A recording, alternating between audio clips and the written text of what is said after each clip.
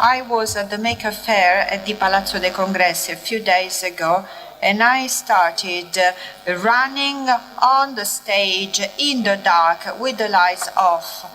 And then the following day I did the same, but I was no longer in front of the audience of the public, and I fell down. So luckily enough, I fell just when I was alone. And today, apparently, I'm not falling. Now let's invite our panelists. So let's invite Susanna Camusso, Filippo Berto. Well, you're here. We have the trade union and the internet. Some people might be amazed at this. Why is the representative of a major trade union here with us today? What are you doing here with us? It's a great reality of economy, and that's the place where the workers' representatives must be. You know, economy is something very tangible. It is not something abstract. And then if, you know, there are jobs, if there are rights, that's what economy is about. In the agreement in Genoa that was signed with the Employers Association, there was a first point to invest in innovation and digital economy. That's a major change. Something has changed in your trade union. Well, you have a strange idea of what we are, because, you know, if we defend a major steel industry, you might think that we are people of the 19th century and we want to defend steel, you know, that is something of the past. Well, even if there is the internet, it doesn't mean that we don't need steel any longer. You know, we have the internet, but we still need materials, raw materials. So you see, we do not have a view of the world that is fragmented. Since we are talking of the internet, that does not mean that we have to blot out our past. You know, we need our past, we need raw materials, we need steel, and we need what is new. So basically you are saying that there is not a real separation between real economy and digital economy, because digital economy is a part of real economy, right? This is the point. But people in the streets should say, we should organize a street demonstration and people should claim more internet for everyone. We should, you know, organize people chanting broadband for all. Well, we need to take into account of reality. We are convinced that our country does not have innovation as it should. We do not have we have not digitalized our institutions as we should. For instance, we have many computers in public offices. We have many of them, but they do not exchange data between themselves, so they should be able to talk to each other. So we need to invest in this. But when we talk of people who are left out, or people who have been left behind, there are also those who have been left behind from the net. This is very true. But if you think that innovation is the future, we have to remember that there has been a cut in education.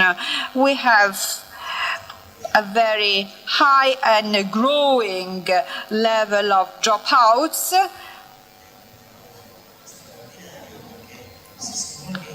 So if we want people not to be left behind, we need to invest in knowledge and education. Today, some data have been published on the digital literacy of Italian young people. They are not very good.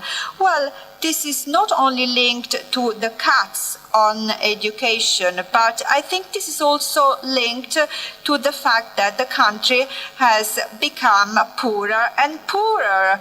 We have impoverished the country thinking that other reforms were needed, whereas the real reform we need is that we provide people with an income so that they can be citizens of full right.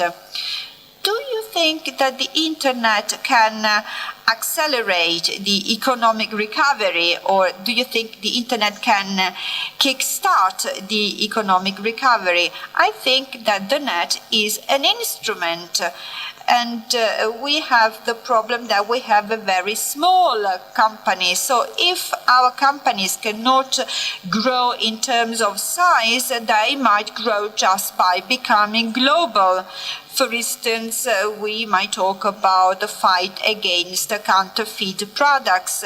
It is possible just by using the internet to make up for other shortcomings we have. It is important to have the real idea of our country. Italy has ceased to invest in the cultural heritage. We have the largest cultural heritage, but if we do not invest in communication, if we do not advertise our cultural heritage on the internet, people are just not aware of what is available, in the world. Do you think the trade union can play a key role to put these topics in the political agenda? And if you're strong enough, you could insist. Well, we will do our best. We try our best. We understand that many of our members do not have a digital instrument, and so we need to understand that if there is a low level of digitalization in Italy, we should continue to talk also to those who do not have these instruments. So it's important for us to introduce innovation. It's important for us to continue to talk to everyone. And in Italy, we wasted a lot of time and energy discussing how we could dismiss workers. Instead, in my opinion, we should have invested our time and energy in finding ways to create new jobs.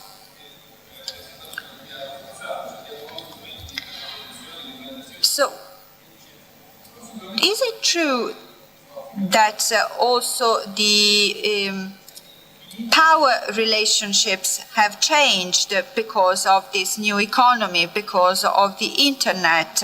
So that perhaps would require a new way of being a trade union, a new way of protecting workers' rights.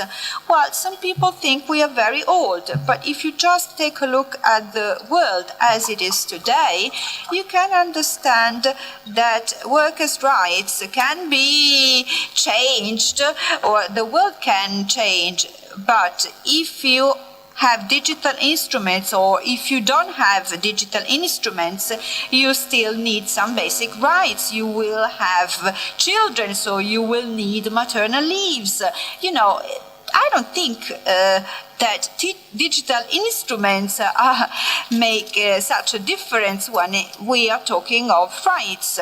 So I understand that work can change, but we still have to organize it.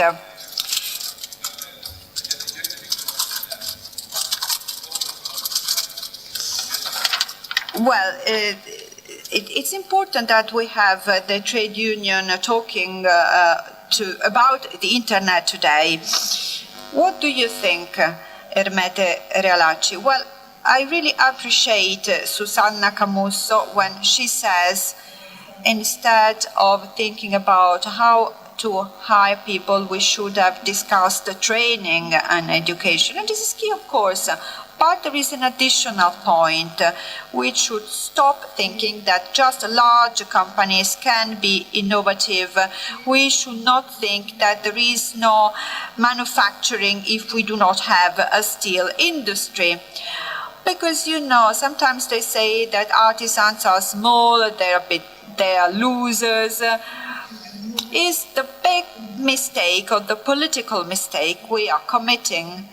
In my opinion, Italian products, and I'm not the only one thinking this, need to be innovative in the future. That's the only possibility we have. So there are new niches in the world. I don't think we'll ever be able to compete with the large players in the world on large-scale productions. That's why I believe we should make an alliance with the trade unions and with those who have to build the idea of work in this country to create a different approach.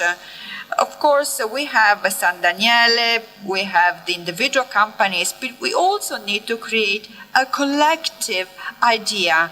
When we watch the television, we see images of a country that is not a real one. It is true that just a small part of the country has gone digital, but when I talk of digital artisans, I'm not talking of the makers, I'm not talking of the digital technology startups, I'm just talking of real artisans who are using the net. The internet has brought about a cultural revolution.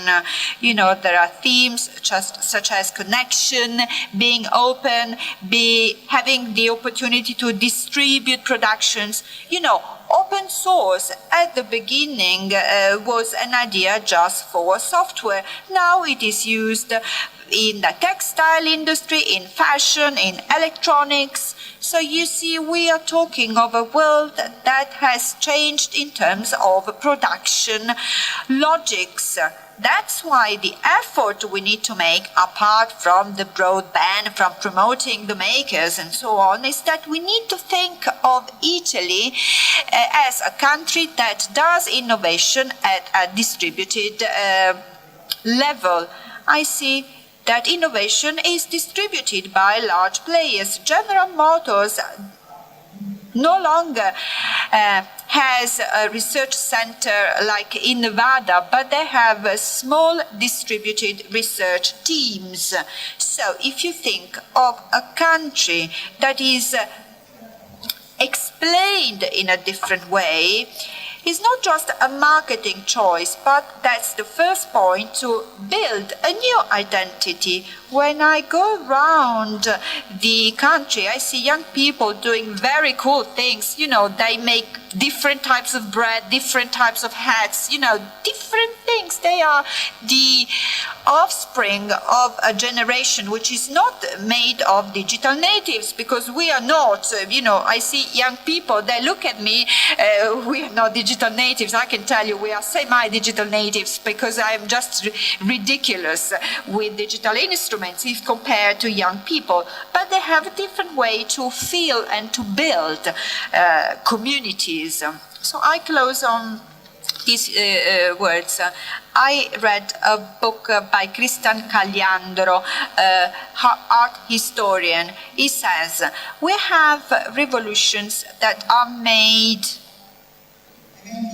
by objective facts like the plague or technology revolution or the war, But, as Sacco said before, there is the inability of a part of the system to read these news in a structural way, to readapt things as if small changes can be done to read what is new. And here we have culture. This is what culture can do, what intellectuals, politicians, economists, but also workers can do. That's why we need to build a different type of culture, which is all these things together, from artisans to artists. And if we don't do that, we'll not be able to fix anything. We cannot just pass legislation and, impose new fiscal measures. Dozens of thousands, if not hundreds of thousands of pioneers are needed who are ready to give a boost to the Made in Italy brand. We have to reinvent the Made in Italy brand, which must be a culture before than anything else. I have another question for Susanna Camusso. We're talking of pioneers who can boost Italian economy. Simbola, the foundation by Ermete Realacci, has done a lot. Yes, we have also tried to see the country with a new perspective, because in Italy we have this idea of decline. We believe we can't make it. We think that competitiveness can be found in very high-tech industries. And the representative of the trade union is very right. We thought that we had to really change our so-called Article 8 of the dismissal law. We will spend so much time talking about the rights of people not to be dismissed, but many other things have been neglected. People are scared. By contrast, there is an economy that is very competitive. Dardanello said, for instance, that we are much stronger than France and in England when it comes to manufacturing products, meaning that if you focus on workers' rights, if you focus on local communities, you can do a lot. And that means that when Italy is really Italian, it has many winning points. Our digitalization is meeting with the Italian know-how. So anywhere you go in Italy, you find things that are just unthinkable. You know, there are some people who are already using digital tools. I met a young tailor in Genosa di Puglia, Apulia. His name is Angelo Inglese. I met him to a conference some time ago, and he could not come because he was at the BBC commenting Kate and William's wedding. And I said, "Why are you there?" And I realized that he had made the clothing for the royal family. I've also discovered that he cut and does the clothing for the Japanese prime ministers. And you know, this is just one example. We have a wine maker in San Miniato who has recovered a local vine, and with a very small company he exports to 20 countries in the world. And Italy is rich in these examples. Also technology-wise, as Ferruccio said at the beginning, in Caldogno there is a leading company producing strings for instruments, and then there are children in Beijing plays with things that are made in Italy. So this is the innovation and the strength of Italy. And what we do is based on workers' rights. If those workers didn't have rights, they wouldn't be able to make the most beautiful products in the world.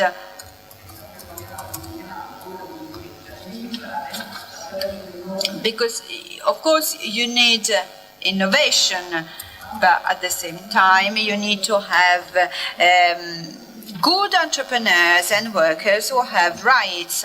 So the possibility that we have in Italy to manufacture products that are loved all over the world can find an alliance with the internet. There was an article in La Repubblica this morning talking of industrial artisanship. Also, a second point, niche products no longer have just niche products. In fact, because of the net, apparently niche products can be expanded, can go global. And I like to think that there is a story of science fiction by Asimov that can be applied to our situation. Asimov, a genius, at the end of the 1950s talked of humanity governed by computers, two factions in war. Machines produce very advanced machines, but nobody is winning because they are predictable. And you see also the digital can be predictable if it is not used by people in blood and flesh, in people who have rights, in people who have abilities. Then in one of the two factions, a dropout was found, that is the last human who can do multiplications by hand. He needs more time than computers, but when you combine machines and that human ability, that faction wins. And I think this is Italy. This is what Italy is about.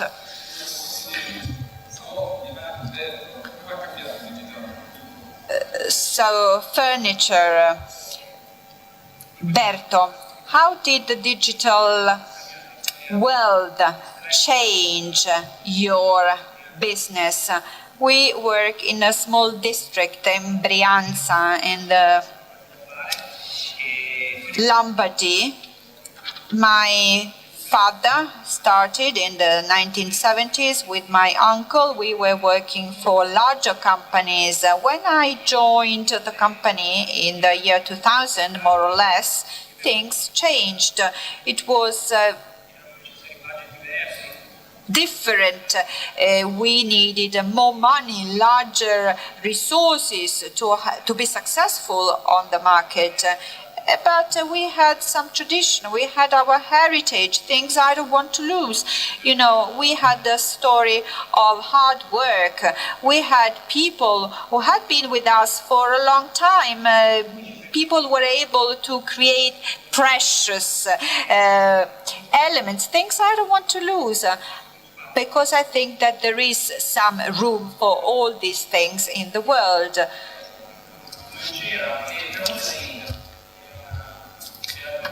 So, at the time we had the internet, and also a small company could use the internet. I took a passion for the internet, and I realized that I could connect my company to the world. I could create this bridge through the internet. How many people do you have? We have 20 employees. We have 20 people working with us. So we started, we're still a small company. When we started, we were really small. We did everything.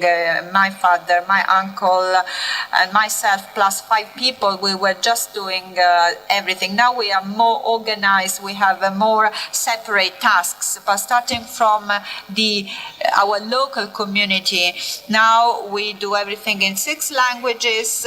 We tell stories. You know, even our gaze to the world has changed. We have built a reputation for ourselves, and this has resulted in a much larger turnover. We have invested massively in the digital aspect of our business, and we have created new jobs. So today we are in the situation that we can do things we could not do when we didn't have the internet. So are you growing right now? Because I know that your industry is suffering dramatically. I know there are major competitors in Italy who are suffering, who have been badly hit by the crisis. Well, you know, the furniture consumption in Italy from 2009 to today have more than halved. So you see all the related industries have suffered, but we're very lucky because since we started investing up until today, we have kept growing, perhaps now with baby steps right now. Do you still have a plus sign? Do you still have a positive growth? Yes, we do. I know it's very demanding. It's not a bed of roses. It's not that simple. We have to be fully committed. I guess you have some workers who are members of the CGL, the trade union which is represented here. No, we don't. Our workers are not.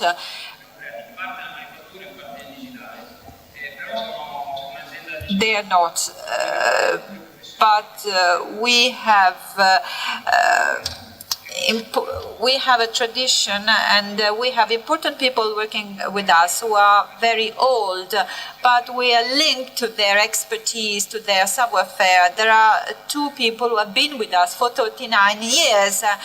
They're a bit old, and now, thanks to the internet, we show our workshop. We see that our workshop is very attractive because we hope that we can create a school for future artisans,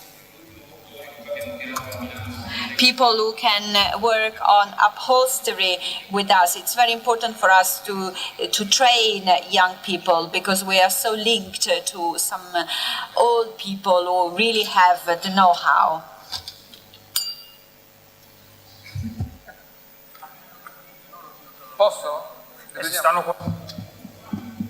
Well, they've been with us for 38 years. So I think there is a lot to do and change. I was impressed by the fact that people aged, people older than 54, hardly use the network, not because they think it is unimportant, but because they think it is just too difficult. But if you lose a job after age 50, you won't find another job unless you are familiar with the new technologies. So I believe we should invest more on this. I mean, jobs are protected also in this way. Yes, and this was covered by major agreements a while ago. I signed an agreement on the lifelong education of workers. Lately, the government has been taking money from that fund, but that's another story. Training is a right or a duty? Both, I think. I think it's both. I think it is important to have the right to attend training courses also during the working hours, so it should be paid. Yes, of course. And it should be recognized, acknowledged. Innovation, great innovation is very nice, but in this country, the average salary is really low, and so this is important. At the same time, training is a duty in that you shouldn't be confined by your past experience. But there is plenty of training, in the workplace. Indeed, we no longer know what happens in the labor world. Some believe that this is a magic place, others claim, it's a very ancient world. The most dynamic businesses are those where there is a very dynamic, discussion between the employer and the labor unions. I think that this is extremely important. Others think that whatever happened in the last 5 decades is still there, and it is the cause of our problems. Many believe that without negotiations we would be better off, but this is absolutely not the case. So there is a major issue to discuss: the fear in the face of the population aging. Pensioners are just considered as a cost. So everybody talk about, the pension age, retirement age. Not at all. I think we should rather discuss how to get pensioners involved with innovation processes. Any idea, any tips on this? Well, for instance, through training.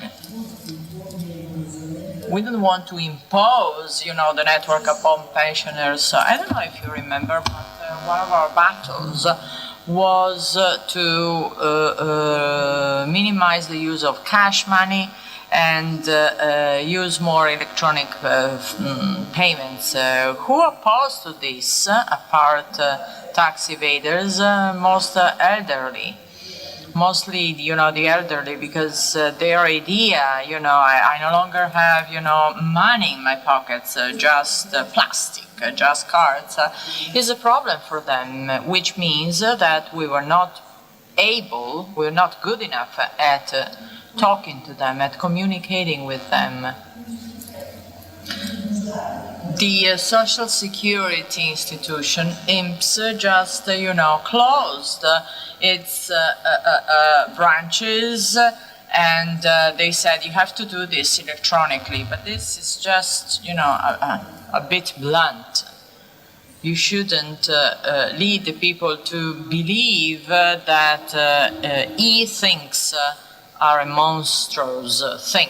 What about your personal relationship with the network? Do you surf the net daily? Do you use a smartphone? So, what about you? Do you have a Facebook account? I still remember, a very old Commodore 64, if you remember. I have that memory,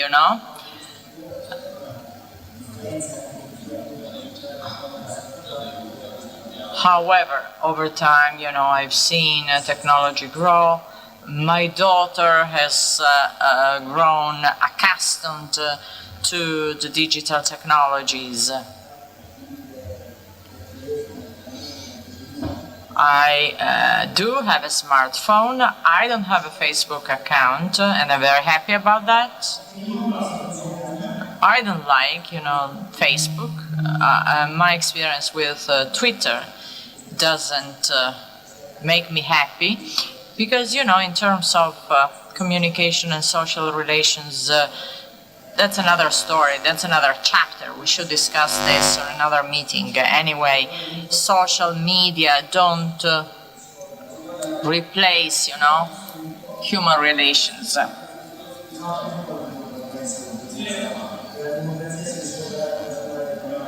Democracy isn't just about, the network. Democracy consists of participation and involvement of people. This is, of course, my personal opinion.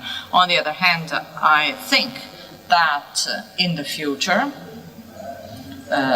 labor unions too shall learn communicate through the network, but we need to tweet and we need to publish things on paper too, because there are some people who don't use the network. You signed an agreement in Genoa with Confindustria. Well, first of all, we are very much in favor of the broadband technology. Well, I can rally with you because I am very much in favor of the broadband. Number two, administration's ability to talk to each other. One good protection of our rights is based on a proper communication with the public administration. Number three, tax credit for innovation. We are against any, soft loans. We have very little money to spend, so not too many incentives, but just one tax credit for those who innovate.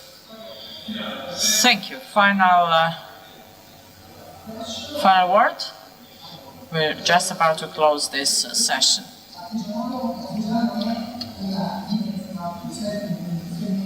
Artisan isn't about size, it's about the way you work. There are artisan firms with 1,500 employees. It's the way you work that counts, know-how, skills. My background is very much like his, although we do very different things. In November, we will have a meeting in Florence on export issues. We want to discuss with all stakeholders because part, this cultural revolution is based on dialogue with all stakeholders. There is another ally for the Italian digital economy: history, beauty, and culture, things others can't even imagine. Well, there was this beautiful scene, one of the most beautiful ones in the history of movies in Blade Runner. In Puglia, there are menhir which are even more beautiful than Stonehenge. And between Chiusmino and Monticello, there is something which is even better than the sword in the rock. We need to put all these things together.